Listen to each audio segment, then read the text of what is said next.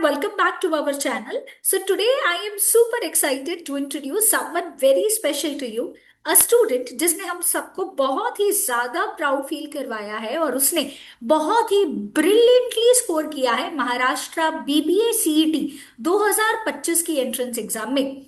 I would like to welcome Pratiksha Vareshwar, जिसने secure किया है एन इम्प्रेसिव स्कोर, जहां पे उसने ये स्कोर लाया है 96.45 परसेंटाइल इस कॉम्पिटिटिव एंट्रेंस एग्जाम में। प्रतीक्षा हमारे बी एडुकेयर की डोंबिवली ब्रांच की ऑफलाइन स्टूडेंट रही है एंड ये one of the most hardworking and consistent student थी। तो इस वीडियो में हम लोग उसकी जर्नी के बारे में जानेंगे कि कैसे उसने इस एंट्रेंस एग्जाम की तैयारी करी, कौन से स्ट्रैटेजीज का यूज किया, कौन सा स्टडी मटेरियल रेफर किया और किस तरीके से इतना बेहतरीन स्कोर जो है ये लेके आया। तो सबसे पहले guys, congratulations Pratiksha for getting such a wonderful score in the CET entrance exam. Thank you, ma'am. Thank you so much.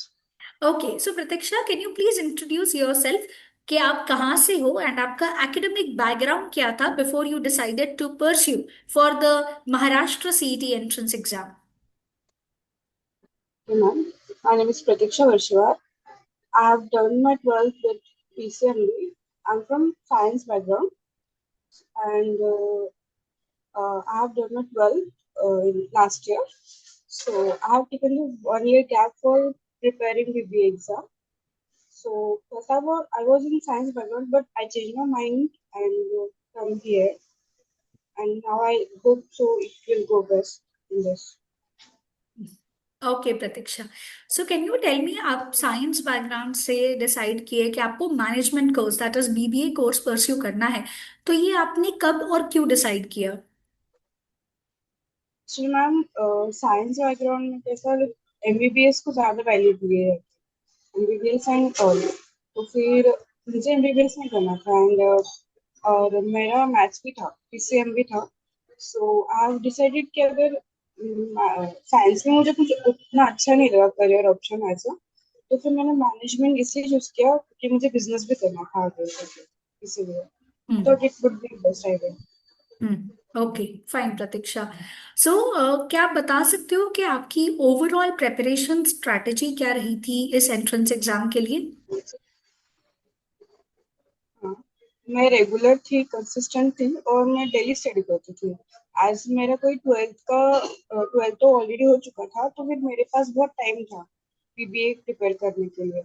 तो फिर मैं रेगुलरली स्टडी करती थी और क्लासेस भी जाती थी। डोंबिवली ब्रांच में मेरे क्लासेस था और मैं क्लासेस जाके जो डेली वो मैम और सर गाइड करते थे, वो गाइड को फॉलो करके सिर्फ सेल्फ स्टडी भी करके और ऐसे ही किया मैंने किया। ओके, सो प्रतीक्षा, सब्जेक्ट वाइज स्ट्रैटेजी बता सकते हो कि आपने कौन से सब्जेक्ट के लिए कौन सी स्ट्रैटेजी का इस्तेमाल किया था या कैसे पढ़ाई करते थे आप बेसिकली? तो मैं मुझे जीके जो जनरल नॉलेज था उसके लिए मैं न्यू थी, मतलब पहले उतना कुछ एक्सप्लोर नहीं किया था जी जनरल नॉलेज में। तो मैंने ज्यादा टाइम जनरल नॉलेज को दिया और मतलब डेली डेली बेसिस पे स्टडी करती थी सारे सब्जेक्ट्स, इंग्लिश भी, मैथ्स एंड जनरल नॉलेज और रीजनिंग भी। रीजनिंग मेरे लिए बहुत अच्छा था और मैं उसमें अच्छा स्कोर कर पाती थी। तो फिर रीजनिंग के लिए मुझे उतना प्रैक्टिस करने की जरूरत नहीं थी, बट बाकी का जनरल नॉलेज और मैथ्स थोड़ा सा टफ जाता था क्वांट। सो उसके लिए ज्यादा प्रिपेयर किया और ज्यादा मॉक टेस्ट देने की सॉल्व की, मतलब देने की कोशिश की। और मॉक टेस्ट के थ्रू मुझे पता चला कि मेरी गलती कहाँ पे हो रही है और कहाँ मुझे वर्क करना चाहिए। ओके प्रतीक्षा, ठीक है। सो प्रतीक्षा, क्या आप बता सकते हो कि ये जो एंट्रेंस एग्जाम है इसके लिए आपने कौन सी बुक्स को रेफर किया था, कौन से प्लेसेस से आप मॉक टेस्ट जो है ये सॉल्व किया करते थे? मैं मोस्टली बी एजुकेट के बुक्स प्रिफर करती थी। बी एजुकेट में मतलब जो भी कॉन के लिए अलग बुक था, इंग्लिश के लिए और जीके जनरल नॉलेज और मैथ्स के लिए, चारों बुक्स फॉलो करती थी। और मैंने ना ही मतलब बीबीए सीईटी में नहीं, और मैंने बहुत सारे एग्जाम दिए थी, तो मेरे लिए सफिशिएंट था जो बी एजुकेट की बुक थी, वही सफिशिएंट था। क्योंकि मैं बाकी के एग्जाम जैसे जितमेट के लिए भी प्रिपेयर करी थी एंड सिम्बोसिस एंड एनएमआरएस के लिए भी प्रिपेयर करी थी। तो हम्म। फिर मुझे उतना बाकी का एक्स्ट्रा मैंने कुछ नहीं किया, जो बी एजुकेट के बुक्स थे उससे ही प्रिपेयर किया। Okay, fine. So Pratiksha, mock test जब हम सॉल्व करते हैं, जैसे आपने बोला कि बहुत इंपॉर्टेंट होता है कि हम उसे एनालाइज भी प्रॉपर तरीके से करें, तो आप मॉक टेस्ट का रिजल्ट्स जो है ये कैसे एनालिसिस करते थे, और कैसे आप अपनी वीकनेस को आइडेंटिफाई किया करते थे, और उस पर काम कैसे करते थे? फॉर एग्जाम्पल मैम, अभी एक मॉक टेस्ट में मुझे टाइम ज्यादा लग रहा था, तो नेक्स्ट मॉक टेस्ट में ये कोशिश कर रही थी कि टाइम मैनेज हो जाए। और पर्टिकुलरली मॉक टेस्ट में अगर फुल लेंथ दे रही हूँ, तो उसमें कौन से ज्यादा टॉपिक ऐसे हैं जो जो मुझे डिफिकल्ट जा रहा है, तो मैं उस टॉपिक टॉपिक को पर्टिकुलरली स्टडी कर रही थी सेपरेटली, फिर देन अगले मॉक टेस्ट के लिए प्रिपेयर कर रही थी। तो इससे ओके। मतलब मुझे फ्लो होता गया, फ्लो में आता ओके, गया वो सारी चीजें। फाइन। राइटली सेड, बहुत इंपॉर्टेंट होता है कि हम स्ट्रैटेजी के साथ चले, आइडेंटिफाई करें, उसके ऊपर काम करें, और फिर नेक्स्ट मॉक टेस्ट के लिए क्या करें, प्रिपेयर करें। ओके। सो प्रतीक्षा, कोई ऐसी पर्टिकुलर स्ट्रैटेजी जो आपको एग्जाम प्रिपरेशन के वक्त बहुत ज्यादा हेल्प करी, जहाँ पे कुछ ऐसी चीजें जिससे आपको लगा इससे आपका प्रिपरेशन बहुत बूस्ट हो रहा है? हाँ, मतलब मुझे जब टीचर्स, बी एजुकेट के टीचर्स जो थे, उन्होंने हमको बहुत अच्छे से गाइडलाइन किया। मैं इस फील्ड में नहीं थी, तो मुझे स्टार्टिंग में उतना कुछ पता नहीं था कि कैसे प्रिपेयर करना है, क्या क्या स्ट्रेटेजी फॉलो करनी है। बट जो भी सर मैम थे, उन्होंने बहुत अच्छे से गाइड किया, और उन्होंने जो बोला वो मैं करती गई, तो मुझे उतनी ज्यादा प्रॉब्लम नहीं हुई, क्योंकि मैंने टीचर्स का एडवाइस लिया, उसको फॉलो करती गई। Okay, fine. So Pratiksha, with this wonderful score, आप अब कौन से कॉलेज को टारगेट कर रहे हो?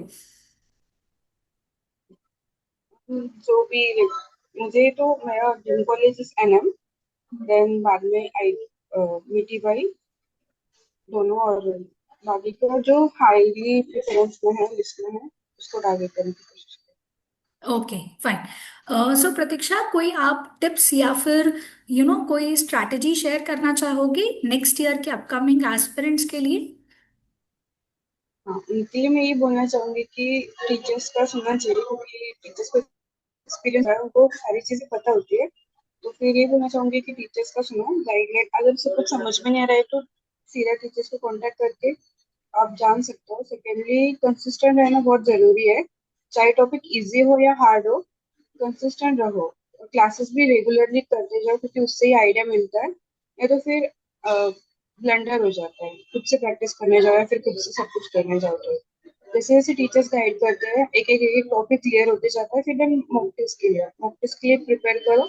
देन आप जानो कि आपकी क्या मिस्टेक्स हो रही है, कहाँ पे आप वीक हो रहे हो, देन उसको टारगेट करके फुल एंड मॉक टेस्ट की प्रैक्टिस करते रहो। तो उससे स्कोर भी इम्प्रूव होगा, एंड चीजें भी, कॉन्सेप्ट भी क्लियर हो जाएगी। राइटली सेड प्रतीक्षा। सो आप, अच्छा, अब जो है with this such a wonderful score, अच्छे कॉलेजेस को टारगेट कर रहे हो, तो क्या आप बता सकते हो कि कभी कभी होता है कि प्रिपरेशन के वक्त कोई सब्जेक्ट हमें डिफिकल्ट लगता है, तो आपके लिए वो डिफिकल्ट सब्जेक्ट कौन सा था और आपने उसको कैसे ओवरकम किया? मेरे लिए तो डिफिकल्ट वो जीके, क्योंकि क्वांट भी डिफिकल्ट जाता था, बट उसका उतना वेटेज नहीं था। उस एज कम्पेयर टू जीके, तो उसका वेटेज उतना नहीं था, तो फिर मेरे लिए जीके थोड़ा सा टफ था, क्योंकि मैं उसमें नई थी। तो जीके के लिए मैंने मैम कौटिक मैम से ही, जो टीचर थी मेरी जीके की, उनसे गाइडलाइन ली, और उन्होंने जैसा बोला वैसा किया, प्रैक्टिस प्रैक्टिस किया, एंड उन्होंने लास्ट में एक एमसीक्यू की बुक दी थी, उससे भी हेल्प हुई मुझे। और करंट अफेयर्स के वीडियोस वगैरह की उससे भी हेल्प हुई, क्योंकि इस टाइम के एक एग्जाम में करंट अफेयर्स पूछे गए थे। Okay, fine. So, Pratiksha, we wish you all the very best for your future. Just one last question, Bacha. How was your experience with BeEducare?